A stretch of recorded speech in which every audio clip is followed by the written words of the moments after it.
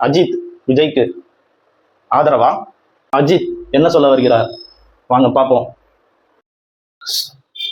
So Ajithkumar அவர்கள் வந்து பேட்டி வந்து கொடுத்துருந்தாரு.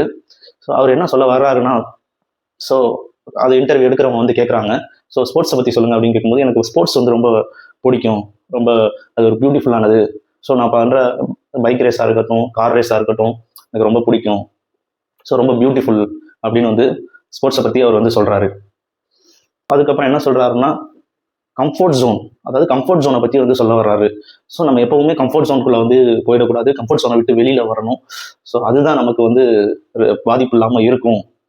ஸோ என்னோட பையனுக்கு வந்து ஃபுட்பால் மேலே இன்ட்ரெஸ்ட், அதனால ஃபுட்பால் ஸ்போர்ட்ஸில் வந்து அதில் வந்து இருக்காரு. என் பொண்ணுக்கு வந்து மியூசிக், பேட்மிண்டன் இதெல்லாம் இன்ட்ரெஸ்ட்டு. ஸோ அவங்க பியானோ, வயலின் இந்த மாதிரிலாம் வந்து அவங்க வந்து பண்ணிக்கிட்டு இருக்கிறாங்க. ஸோ அடுத்து வந்து என்ன சொல்கிறாங்கன்னா, ஃபேன்ஸுக்கான சில விஷயங்களை வந்து சொல்ல வர்றாரு. என்ன சொல்கிறாங்கன்னா, நான் வந்து ஃபேன்ஸுக்கு வந்து கடமைப்பட்டிருக்கேன், ஃபேன்ஸ்னாலேயும் கொஞ்சம் எனக்கு வந்து கடினமாகவும் இருக்குது அப்படின்னு வந்து சொல்கிறாரு. வெளியில் போக முடியலை, ஒரு இடத்துக்கு ஃபுல்லாக சூழ்ந்துடுறாங்க.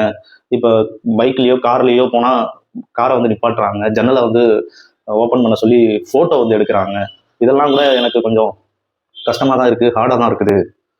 ஸோ எனக்கு தெரியுது ஃபேன்ஸ் தான், இருந்தாலும் நம்ம சைடு என்ன எப்படி இருக்குது அப்படின்னு அவங்க புரிஞ்சுக்கணும்ல அப்படிங்கிறதையும் அவர் வந்து சொல்ல வர்றாரு. அதே மாதிரி என்னோட பையனோட ஸ்கூலுக்கும் கூட போக முடியலை, அங்கேயும் கூட ஃபேன்ஸ் வந்து சூழ்ந்துடுறாங்க, ரிப்போர்ட்டர்ஸ் வந்துடுறாங்க, மீடியாஸ் வந்துடுறாங்க. ஸோ அங்கே போய் என்னால் ஃப்ரீயாக என் பையன்கிட்ட ஸ்கூலில் போய் எதுவும் பண்ண முடியலை அப்படிங்கிறதையும் சொல்கிறாரு. எனக்கு தெரியலை. ஸோ இதெல்லாம் எனக்கு அவர் என்ன சொல்கிறாருன்னா, எனக்கு தெரியலை, சரியாக தான் சொல்கிறேன் நான் அப்படிங்கிறதையும் சொல்கிறாரு. 2 முக்கியமான விஷயத்த வந்து சொல்கிறாரு. அது நம்ம ஹைலைட் பண்ண வேண்டிய விஷயம், அது நம்மளோட சேனலில் ஹைலைட் பண்ண வேண்டிய முக்கியமான விஷயம்.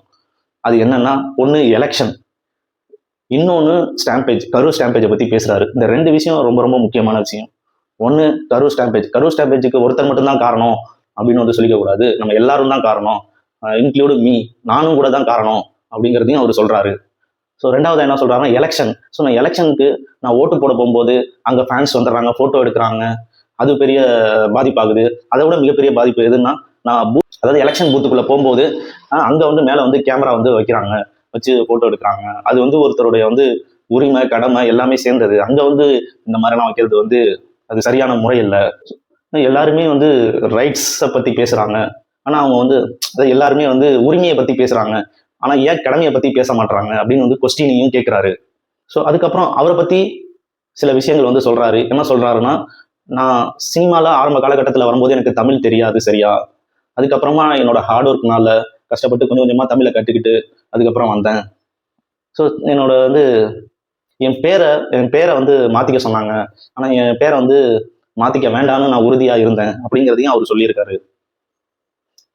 அதுக்கப்புறம் ஃபேன்ஸுக்கு இன்னொரு விஷயத்தையும் அவர் வந்து சொல்ல வர்றாரு. என்னன்னா, ஃபேன்ஸ் உங்களோட லவ், ஆதரவு, இதனால தான் நாங்கள் வந்து வளர்கிறோம். ஸோ அதில் வந்து எந்த டவுட்டும் இல்லை. ஆனால் அவங்களுக்காக தான் நாங்கள் வந்து அவங்களோட லவ்னால தான் நாங்கள் போயிட்டு ஃபேமிலியை விட்டுட்டு ரொம்ப நேரம் ஷூட்டிங் ஸ்பாட்டில் வந்து இருந்து ஹார்ட் ஒர்க் பண்ணுறது, தூங்காமல் ரொம்ப நேரம், ஸோ நிறைய நேரம் தூங்காமல் ஷூட்டிங் ஸ்பாட்டில் இருக்கிறது, இதெல்லாம் கூட வந்து ஃபேன்ஸுக்காக தான், அவங்களோட லவ்வுக்காக தான் நாங்கள் பண்ணுறோம் அப்படிங்கிறதையும் அவர் சொல்கிறாரு.